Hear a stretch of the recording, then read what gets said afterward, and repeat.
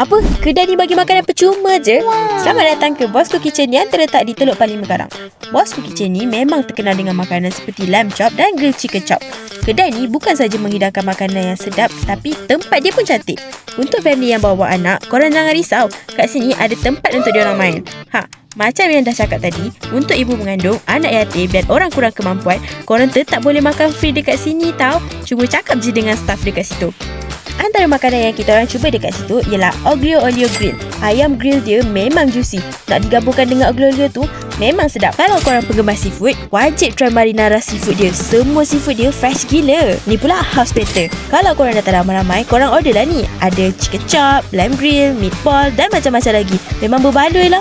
Ayam dalam McChicken Burger ni pula tender. Rasa dia macam boleh kalahkan kedai yang tu je. Kalau korang tak nak makan berat-berat pula, korang bolehlah ambil nachos dengan butter clam ni. Dua-dua makanan ni tengah viral tau.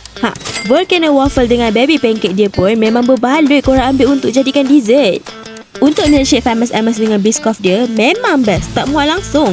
Kalau korang nak lebih segar, korang boleh ambil sparkling passion dengan tutti frutti dia. So, kalau korang nak rasa apa yang kita orang makan, jomlah datang ke Bosco Kitchen di Teluk Panling Megarang.